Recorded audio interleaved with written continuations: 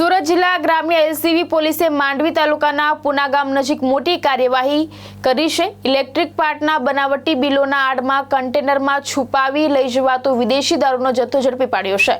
પોલીસે કુલ રૂપિયા 34.64 લાખથી વધુનો મુદ્દામાલ કબજે કરી વધુ તપાસ હાથ ધરી છે। સુરત જિલ્લા ગ્રામ્ય એલસીબી દ્વારા પ્રોહિબિશન સામે મોટી કાર્યવાહી હાથ ધરવામાં આવી છે। પોલીસ મહાનિરીક્ષક પ્રેમવીર સિંહ અને સુરત ગ્રામ્ય પોલીસ અધિક્ષક રાજેશ ગઢિયાના માર્ગદર્શન હેઠળ ગ્રામ્ય જિલ્લામાં ગેરકાયદેસર દારૂની હેરાફેરી રોકવા ખાસ ડ્રાઈવ ચલાવવામાં આવી રહી હતી। આ દરમિયાન એલસીબી પોલીસને ચોક્કસ બાતમી મળી હતી કે એક અશોક લેન્ડેડ કન્ટેનરમાં વિદેશી દારૂનો જથ્થો ભરી નવાપુર, સોનગઢ અને માંડવી થઈ અંકલેશ્વર તરફ લઈ જવાઈ રહ્યો છે। બાતમીના આધારે પોલીસે માંડવી તાલુકાના પુના ગામ નજીક વોચ ગોઠવી કન્ટેનરને અટકાવ્યો હતો।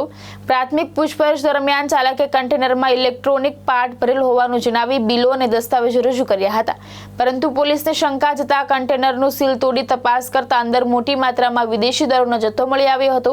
પોલીસે દારૂનો જથ્થો, કન્ટેનર અને અન્ય સામાન મળી કુલ અંદાજે 34,64,532નો મુદ્દામાલ જપ્ત કર્યો છે। આ મામલે એક આરોપીની ધરપકડ કરી વધુ તપાસ હાથ ધરી છે। जितेंद्र सोलंकी, दृष्टिकोण न्यूज, मांडवी, सूरत।